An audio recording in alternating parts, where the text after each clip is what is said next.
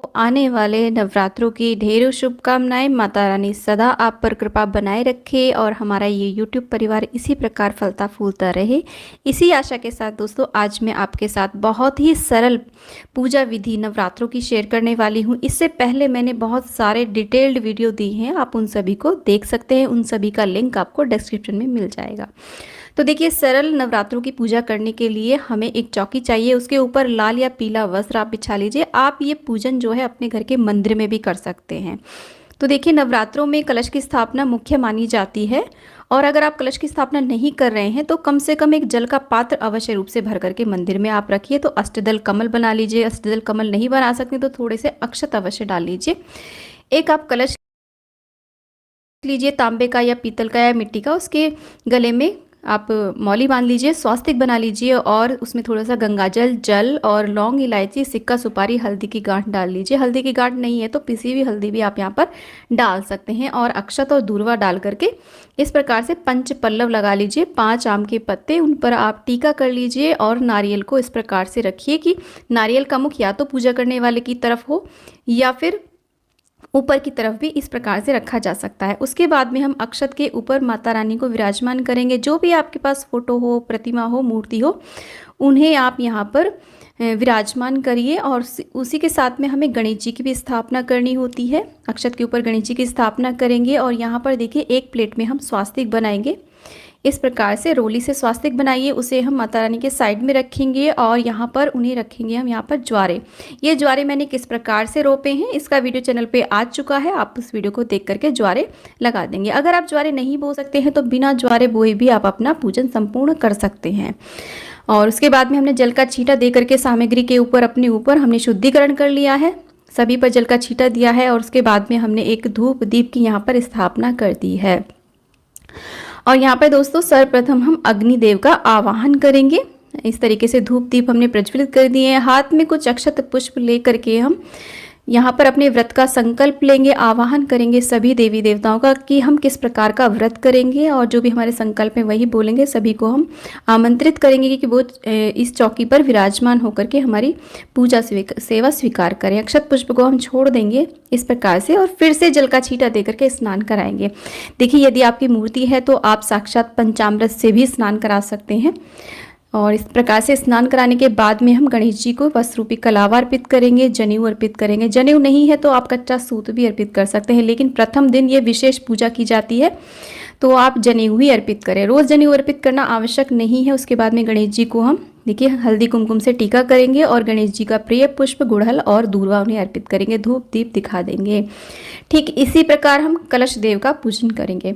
देखिए, नवरात्रों में विशेष रूप से हो सके तो आप कलश की स्थापना जरूर करिए। 33 कोटि देवी देवता इसमें विद्यमान रहते हैं। यदि आपके पास माता रानी की मूर्ति तस्वीर नहीं है तो कोई बात नहीं, कलश का भी आप पूजन करके अपने नवरात्रे संपूर्ण कर सकते हैं। माता रानी का उसमें आवाहन कर सकते हैं और कलश को आप माता रानी का स्वरूप भी दे सकते हैं, उन्हें सजा सकते हैं माता रानी के रूप में।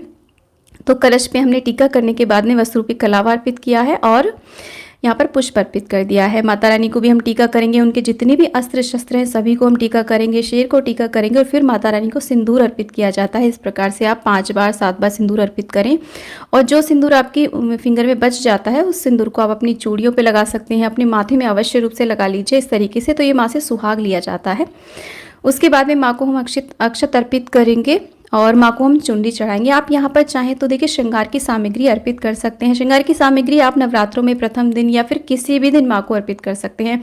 अष्टमी नवमी के दिन भी आप अर्पित कर सकते हैं, सप्तमी के दिन भी अर्पित कर सकते हैं। चुनरी हमने माँ को उड़ा दी है। उसके बाद में हम माँ को धूप दीप दिखा देंगे और ये जो हमने ज्वारे खेतरी बोई है इनका भी हम पूजन करेंगे और यहाँ पर दीपक का भी हम पूजन कर देंगे इस प्रकार से। तो बहुत ही सिंपल साधारण सी ये विधि है। माँ का जो प्रिय पुष्प है वो होता है गुड़हल का, यानी कि लाल पुष्प जो भी हो माँ के प्रिय होते हैं। इसके अलावा जो भी पुष्प आपको मिल जाते हैं उन्हें आप यहाँ पर अर्पित कीजिए और इस तरीके से अच्छे से फूलों से सजा लीजिए। तो बहुत ही सिंपल विधि आज मैं आपके साथ शेयर कर रही हूँ। और माँ को जो मुख्य रूप से भोग प्रसाद चढ़ाया जाता है वो चढ़ाया जाता है लौंग बताशे का। और इसके अलावा आप पंचमेवा का भोग प्रसाद अर्पित कर सकते हैं। सारे फलाहारी भोग प्रसाद यहाँ पर अर्पित करने चाहिए क्योंकि ये जो व्रत होते हैं फलाहारी होते हैं। जो भी फल आपको मिल जाते हैं वो यहाँ पर आप अर्पित करिए। इस प्रकार से हम यहाँ पर फल में केला और सेब यहाँ पर अर्पित कर रहे हैं। और इसके अलावा जो भी भोग प्रसाद हो वो आप अर्पित कर सकते हैं। ज़्यादा कुछ नहीं तो बस लौंग बताशे का ही भोग आप लगा देंगे तो इतना भी बहुत रहता है। फिर हम जल का भोग यहाँ पर अर्पित करेंगे। हो सके तो नवरात्रों की कथा आप यहाँ पर अवश्य रूप से सुने, हाथ में कुछ अक्षत लेकर के। और नवरात्रों में हवन अवश्य रूप से किया जाता है, जिसे हम अग्यारी कहते हैं ना, वो ज़रूर करनी चाहिए। बहुत ही छोटा सा हवन होता है, इसकी वीडियोस भी चैनल पे हैं, आप ज़रूर देखें। तो कपूर जला करके हम गाय के गोबर के उपले को सुलगा लेते हैं, उसके ऊपर कपूर जला करके हम अग्नि प्रज्वलित कर लेते हैं। और फिर उसमें देखिए इस तरीके से आप गोले के टुकड़े चढ़ा सकते हैं। अगर आपके पास आम की लकड़ियाँ नहीं हैं, जो सूखा नारियल होता है ना, उसके आप इस प्रकार से टुकड़े चढ़ा करके हम हवन करेंगे। इसके बाद में माता रानी को लौंग के जोड़े अवश्य रूप से चढ़ाए जाते हैं। परिवार का प्रत्येक सदस्य ये लौंग के जोड़े अवश्य चढ़ाए और इस पूजा को सभी जने मिल करके साथ साथ करें तो घर में बहुत ही ज़्यादा शुभता आती है। तो लौंग को हम इस प्रकार से देखिए घी में डुबो करके माँ का मंत्र बोलते हुए ओम दुम दुर्गाय नमः बोलेंगे या फिर ओम ऐं ह्रीं क्लीं चामुंडाय विच्चय बोल करके हम ये लौंग के जोड़े अर्पित करेंगे। साथ में बताशा भी अग्नि में ज़रूर अर्पित किया जाता है, घी में लगा करके। आप लौंग बताशे को एक साथ भी इस अग्नि में डाल सकते हैं। और इसी के साथ में देखिए इस तरीके से हम यहाँ पर सामग्री की भी आहुतियाँ देंगे। सामग्री कैसे बनाई जाती है नवरात्रों में, उसका वीडियो भी चैनल पे है, आप ज़रूर देखिए। उसके बाद में घी की आहुतियाँ हम बीच बीच में देते रहेंगे माँ के मंत्र बोलते हुए। तो बहुत ही छोटा सा ये हवन होता है।